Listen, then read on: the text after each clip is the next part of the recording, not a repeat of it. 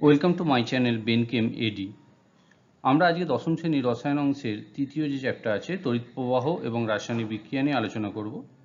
যদিও চ্যাপ্টারটি আমাদের কাছে তড়িৎ বিশ্লেষণ নামে বেশি পরিচিত। এই চ্যাপ্টারের প্রধানত জলের তড়িৎ বিশ্লেষণ এবং কপার সালফেটের তড়িৎ বিশ্লেষণটি আমাদের কাছে খুবই গুরুত্বপূর্ণ। এছাড়া তড়িৎ লেপন সম্পর্কে আমরা গভীরভাবে আলোচনা করব। ভালো রকমভাবেই জানি যে যারা তড়িৎ পরিবহন করতে সক্ষম তাদেরকে আমরা তড়িৎ পরিবাহী বলে থাকি এবং প্রধানত এরা ধাতব পদার্থ হয়। আমরা জানি ধাতুগুলো তড়িতে সুপরিবাহী। কিন্তু আমরা আজকে এমন একটি পদার্থের দিকে যাচ্ছি যারা বিশেষ অবস্থায় তড়িৎ পরিবহন করতে সক্ষম। তো তড়িৎ পরিবাহী কে আমরা দুভাগে ভাগ করছি, একটাকে ধাতব পরিবাহী আর একটাকে বলছি যেটা আমরা পড়ব তড়িৎ বিশ্লেষ্য পদার্থ।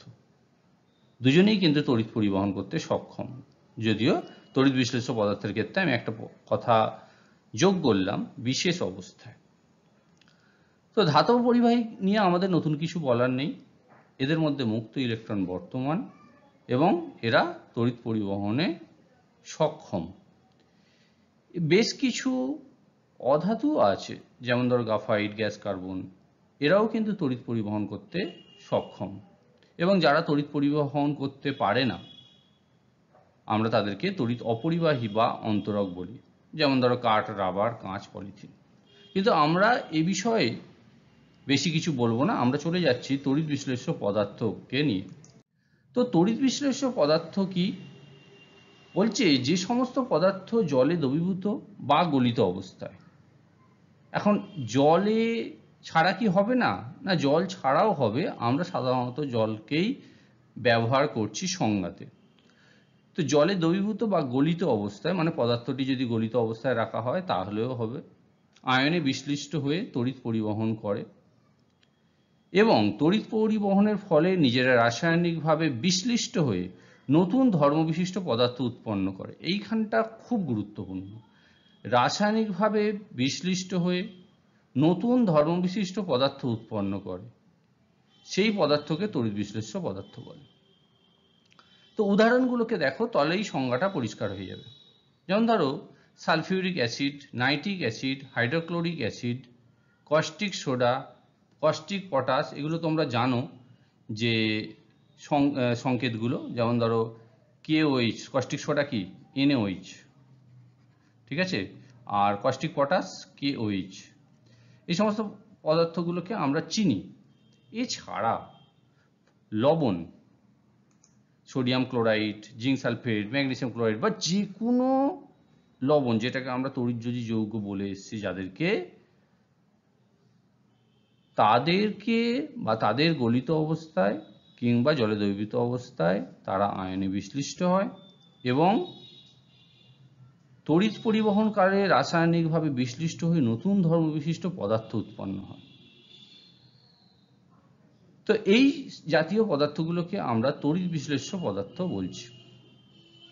এবারে আমরা যদি তড়িৎ বিশ্লেষ্য পদার্থের শ্রেণীবিন্যাসে আসি, যে তড়িৎ বিশ্লেষ্য পদার্থগুলো কত প্রকারের, তখন আমরা বলছি এটা প্রধানত দুটি ভাগে বিভক্ত। একটাকে আমরা বলছি তীব্র তড়িৎ বিশ্লেষ্য পদার্থ। সাধারণত এই যে উদাহরণগুলো আমরা দিয়েছি, অর্থাৎ তীব্র অ্যাসিড, তীব্র ক্ষার আর লবণ, তারা কিন্তু প্রত্যেকে সর্বদা সম্পূর্ণ বিয়োজিত অবস্থায় থাকে, মানে 100% বিয়োজিত অবস্থায় থাকে, গলিত অবস্থায় কিংবা জলে দ্রবীভূত অবস্থায়। কঠিন অবস্থায় এই অ্যাসিড বা ক্ষার এরা কঠিন অবস্থায় থাকে না, সাধারণত তরল অবস্থায় থাকে। আর লবণগুলো যখন কঠিন অবস্থায় থাকে তখন কিন্তু তারা তড়িৎ পরিবহন করে না, এটা আমাদের পরিষ্কার করে নিতে হবে। তাহলে কি তাদের মধ্যে আয়ন নেই? হ্যাঁ, তাদের মধ্যে আয়ন আছে, কিন্তু আয়নগুলো নির্দিষ্ট জ্যামিতিক সজ্জা নিয়ে অবস্থান করছে এবং তাদের মধ্যে একটা স্থিরতারিতিক আকর্ষণ বল দ্বারা যুক্ত এবং তারা কেলাস গঠন করে আছে। তাই সেই আয়নগুলো ঘোরাফেরা করছে না, সুতরাং তারা তড়িৎ পরিবহন করবে না। তো তীব্র তড়িৎ বিশ্লেষ্য পদার্থ, যেমন একটা উদাহরণ দিচ্ছি, ধরো NaCl, তারা বিয়োজিত হয়ে Na+, অর্থাৎ সোডিয়াম ক্যাটায়ন বা সোডিয়াম আয়নও বলতে পারো, এবং একটা অ্যানায়ন ক্লোরাইড আয়ন উৎপন্ন হচ্ছে। এই আয়নগুলোই কিন্তু তড়িৎ পরিবহন করবে, আমরা পরে বলছি। তো আরেক ধরনের আমরা পদার্থের ক্ষেত্রে বলছি যারা তড়িৎ বিশ্লেষণে সক্ষম, কিন্তু তীব্র তড়িৎ বিশ্লেষ্য পদার্থের মতো সর্বদা গলিত বা দ্রবীভূত অবস্থায় 100% বিয়োজিত অবস্থায় থাকে না। আংশিকভাবে এরা গলিত বা দ্রবীভূত অবস্থায় বিয়োজিত হয়। সুতরাং এদের যে তড়িৎ পরিবহন মাত্রা সেটাও কম, এবং এদের তড়িৎ পরিবহন মাত্রাকে প্রকাশ করা হয় বিয়োজন মাত্রা দ্বারা। অর্থাৎ সেটা কি না, দ্রবীভূত তড়িৎ বিশ্লেষ্যের মোট পরিমাণের যত অংশ আয়নিত হয় তাকে আমরা তড়িৎ বিশ্লেষ্য পদার্থের বিয়োজন মাত্রা বলছি। একে আমরা বিয়োজন মাত্রাকে আমরা আলফা দিয়ে চিহ্নিত করি। যেহেতু বইয়েতে এটা নেই, সুতরাং আমি এটা লিখে দিচ্ছি। বিয়োজন মাত্রাকে আমরা কি দিয়ে চিহ্নিত করছি না, আলফা দিয়ে। এবারে এর আগে আমরা যে তীব্র তড়িৎ বিশ্লেষ্য পদার্থগুলোর ক্ষেত্রে বললাম, যেমন ধরো NaCl, KCl, তারপরে ধরো HCl, H2SO4, বিভিন্ন যে পদার্থগুলো বললাম, NaOH, এরা সকলে কিন্তু তীব্র তড়িৎ বিশ্লেষ্য পদার্থ। এরা গলিত বা দ্রবীভূত অবস্থায় সর্বদা কিন্তু 100% বিয়োজিত অবস্থায় আছে।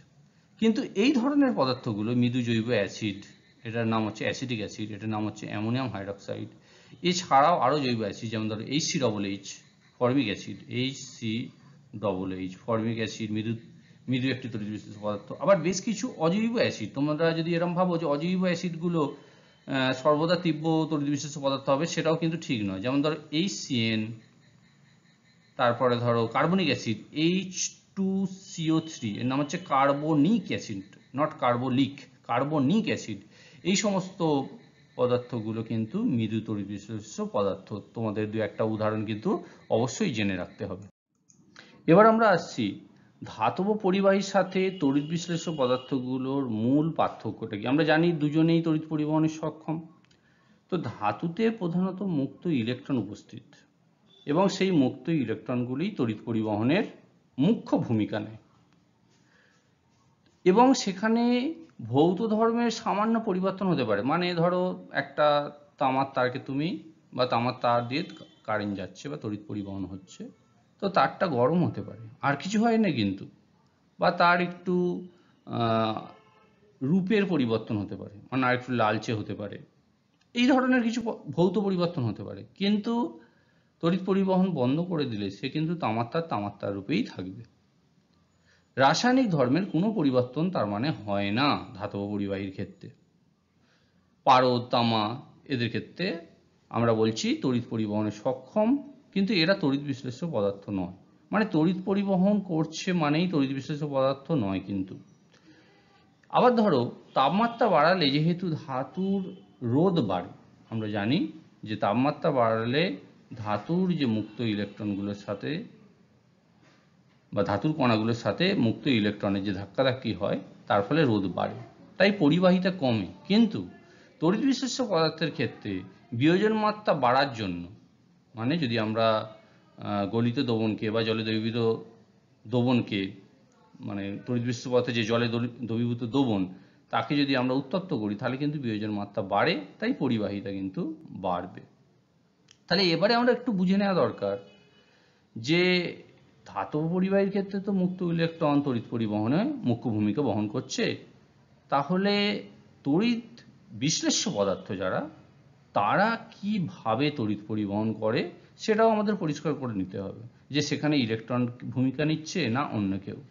এখানে বলছি কি, তড়িৎ বিশ্লেষ্য পদার্থগুলো হয় গলিত অবস্থায়, নতুবা উপযুক্ত দ্রাবকে, যে কোনো দ্রাবকে দ্রবীভূত করলে কিন্তু তড়িৎ বিশ্লেষ্য পদার্থগুলো বা কোনো এক নির্দিষ্ট পদার্থ বা তড়িৎযোজী যৌগগুলো তড়িৎ বিশ্লেষ্য পদার্থ রূপে আচরণ করবে না।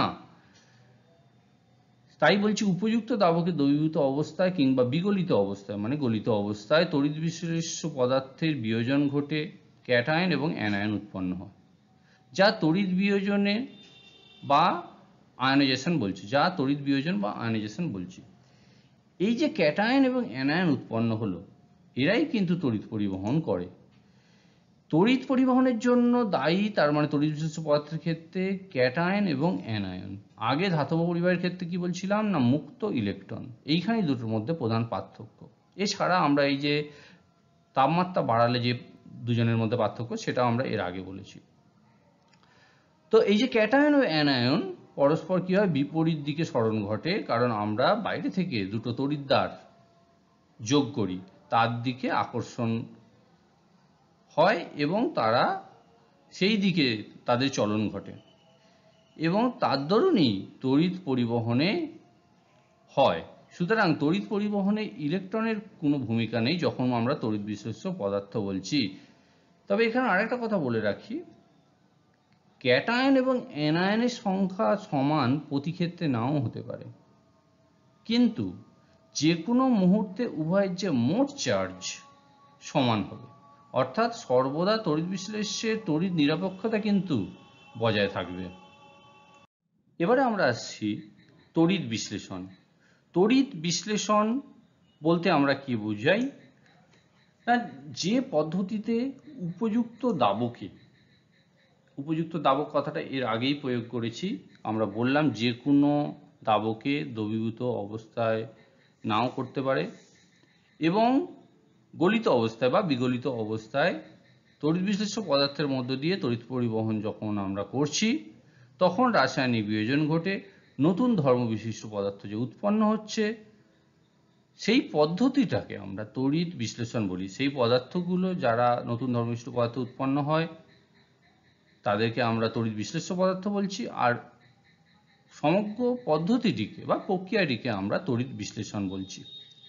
এবারে তড়িৎ বিশ্লেষণ ঘটার জন্য কি কি প্রয়োজন আমাদের, সেগুলো একটু আমরা জেনে নিই।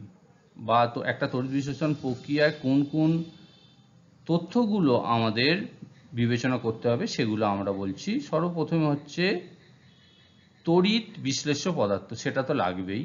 তার কারণ হচ্ছে যদি তড়িৎ অবিশ্লেষ্য পদার্থ হয়, তড়িৎ বিশ্লেষণ কথাটির কোনো অর্থই থাকবে না।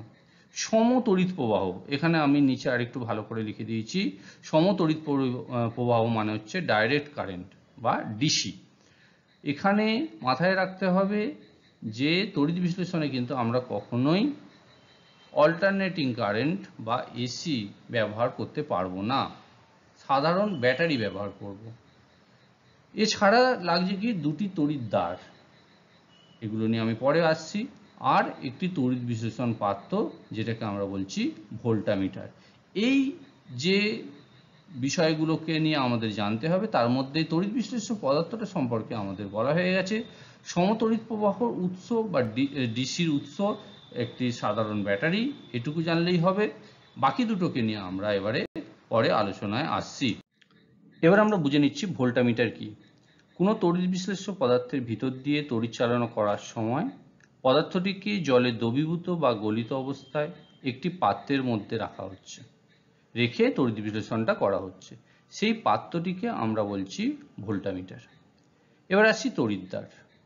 তাহলে এটা যদি এই পাত্রে রেখে যদি তড়িৎ বিশ্লেষণ প্রক্রিয়াটি করা হয়, তাহলে এই পাত্রটাই হচ্ছে ভোল্টামিটার। এবার এই ভোল্টামিটারে রাখা গলিত বা জলে দ্রবীভূত যে তড়িৎ বিশ্লেষের মধ্যে দুটি সুপরিবাহী ধাতব পাতকে আমরা আংশিকভাবে ডুবিয়ে রাখছি। ধরো এই যে লাল এবং কালো যে দুটো ধাতব পাতকে দেখিয়েছি, তো এটা ধাতব পাত সর্বদা হবে এরম আমরা ঠিক বলছি না। তড়িৎ পরিবহনে সক্ষম অধাতু হলেও হবে, যেমন আমরা গ্রাফাইট আমরা অনেক ক্ষেত্রেই আমরা অ্যানোড হিসেবে ব্যবহার করে থাকি, কোনো জায়গায় ক্যাথোড অ্যানোড দুটোই গ্রাফাইট ব্যবহার করে থাকি, সেটা আমরা পরে আলোচনা করব। তো এই পাত দুটিকে আমরা তড়িৎদ্বার বলছি। এই পাত দুটি কার সঙ্গে যুক্ত থাকছে না, ব্যাটারির সাথে। তাহলে ব্যাটারির ধনাত্মক প্রান্তের সঙ্গে একটা পাত যুক্ত আর ব্যাটারির ঋণাত্মক প্রান্তের সঙ্গে আরেকটা পাত যুক্ত। যে তড়িৎদ্বারের সঙ্গে ব্যাটারির ধনাত্মক মেরু যুক্ত সেই তড়িৎদ্বারকে আমরা অ্যানোড বলছি, এবং যে তড়িৎদ্বারের সঙ্গে ব্যাটারির ঋণাত্মক অংশ যুক্ত বা ঋণাত্মক মেরু যুক্ত সেটাকে আমরা ক্যাথোড বলছি। যদিও তুমি যদি এটা বলো, অনেকে তোমরা বলো যে ধনাত্মক তড়িৎদ্বারকে ক্যাথোড আর ধনাত্মক তড়িৎদ্বারকে অ্যানোড এবং ঋণাত্মক তড়িৎদ্বারকে তোমরা ক্যাথোড অনেক ক্ষেত্রে বলো। সেক্ষেত্রে একটু ভুল হবে, কারণ সরল ভোল্টীয় কোষে সেটার ব্যাপারটা পুরো উল্টো। সেই জন্য তুমি এইটা বলো যে ব্যাটারির ধনাত্মক প্রান্ত যার সঙ্গে যুক্ত সেটা অ্যানোড, আর ব্যাটারির ঋণাত্মক প্রান্তে যুক্ত যেখানে সেটা ক্যাথোড। প্রকৃতপক্ষে ক্যাটায়ন এবং অ্যানায়নগুলো অ্যানোডে এবং ক্যাথোডে আলাদা আলাদা করে যাবে। ক্যাটায়ন যাবে ক্যাথোডে এবং অ্যানায়ন যাবে অ্যানোডে।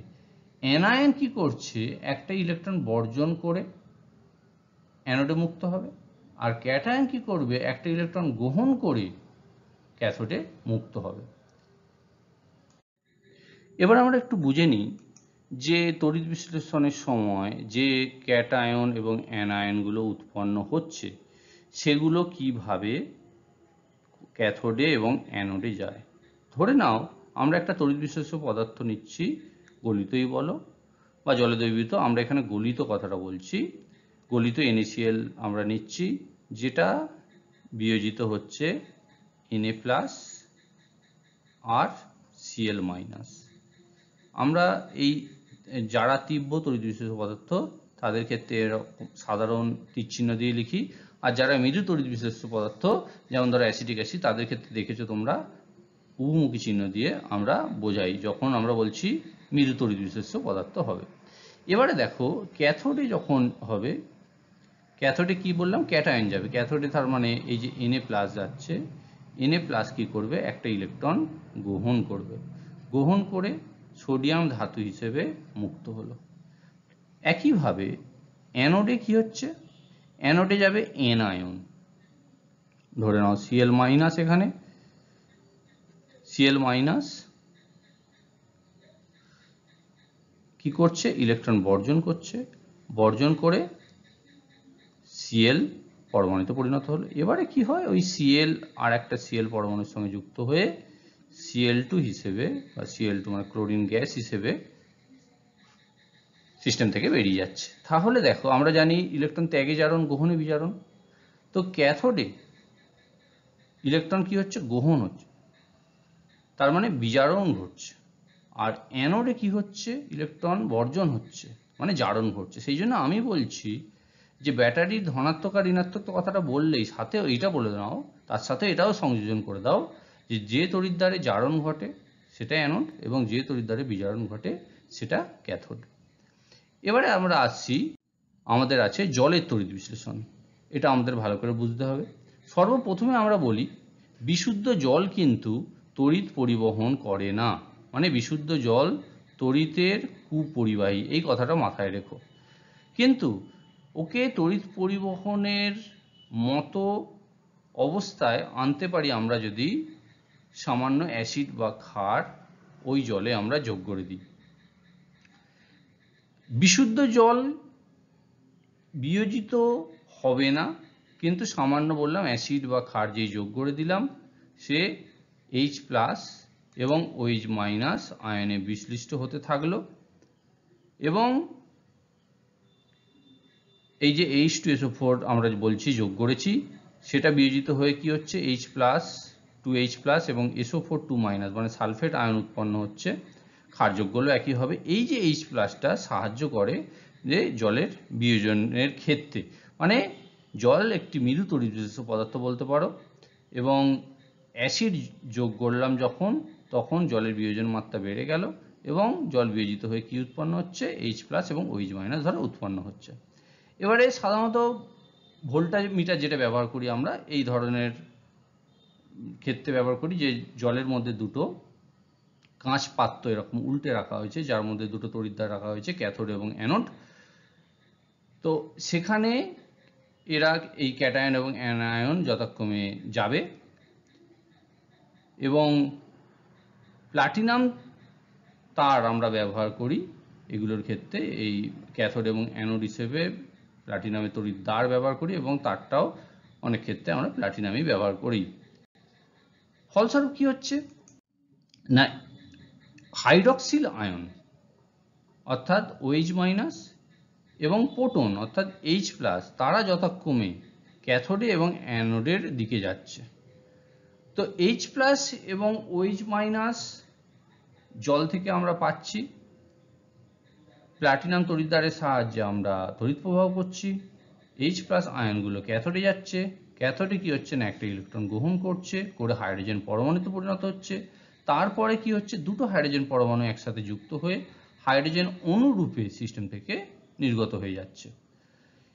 অন্যদিকে অ্যানোডে দেখো, বললাম অ্যানোডে অ্যানায়ন যাবে, হাইড্রক্সিল আয়ন কি করছে না একটা ইলেকট্রন বর্জন করছে, করে নিরপেক্ষ তড়িৎ নিরপেক্ষ OH এ পরিণত হচ্ছে। সেইটা চারটে OH একসাথে যুক্ত হয়ে 2H2O প্লাস O2 উৎপন্ন হচ্ছে। এখানে একটু খেয়াল করে দেখো যে দুটো হাইড্রোজেন পরমাণু নিয়ে একটা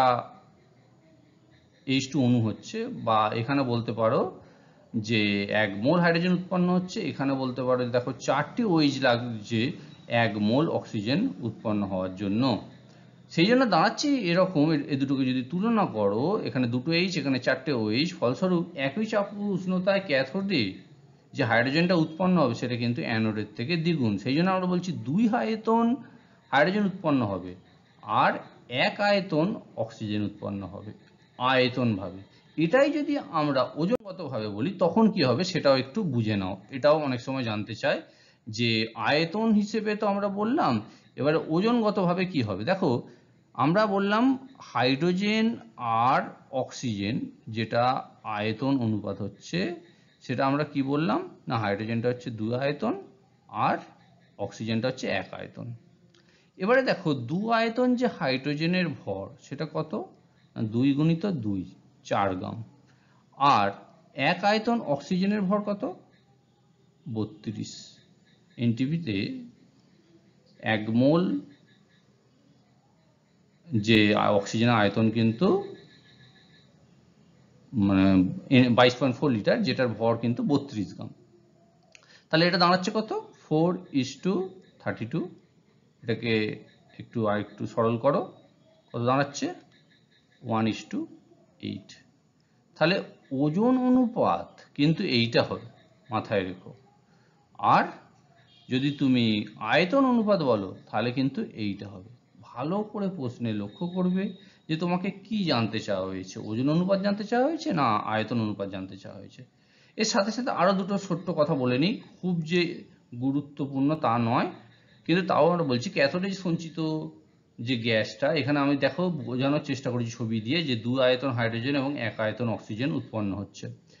ক্যাথোডে যে সঞ্চিত গ্যাস উৎপন্ন হচ্ছে মানে হাইড্রোজেন গ্যাস, তাকে তুমি কিভাবে চিনতে পারবে না, আমরা জানি যে হাইড্রোজেন গ্যাস কিন্তু জ্বলতে সাহায্য করে না, কিন্তু নিজে জ্বলে। সুতরাং উৎপন্ন গ্যাসকে যদি টেস্ট টিউবের মুখে আমরা একটা শলাকা নিয়ে যাই তখন কিন্তু শলাকাটি নিভে যাবে কিন্তু গ্যাসটি নীল শিখায় জ্বলবে, যেটা হাইড্রোজেনের এমনি সাধারণ একটা শনাক্তকরণ পরীক্ষা। অ্যানোডের ক্ষেত্রে আমরা যদি দেখি অক্সিজেন কিন্তু নিজে জ্বলে না কিন্তু জ্বলতে সাহায্য করে। সেই জন্য একটা শিখাহীন যদি জ্বলন্ত শলাকা অ্যানোডের কাছে আমরা নিয়ে আসি বা অ্যানোডের সঞ্চিত গ্যাসের কাছে আমরা নিয়ে আসি, তখন দেখব যে শিখাটি আরো উজ্জ্বলভাবে জ্বলছে, বা শিখাহীন যদি নিয়ে যাই তাহলে কিন্তু সে আবার জ্বলে উঠবে। এছাড়া আমরা জানি গ্যাসটি ক্ষারীয় পটাশিয়াম পাইরো গ্যালেট দ্রবণ দ্বারা শোষিত হয়, সুতরাং গ্যাসটি অক্সিজেন এইভাবেও আমরা বলতে পারি। তো আমরা আজকে এই পর্যন্তই রাখছি, অর্থাৎ জলের তড়িৎ বিশ্লেষণ। পরের পাঠে আমরা বাকিগুলোকে নিয়ে আবার আলোচনা করব, সেখানে কপার সালফেট তড়িৎ বিশ্লেষণ আছে, তড়িৎ লেপন আছে, ইত্যাদি ইত্যাদি।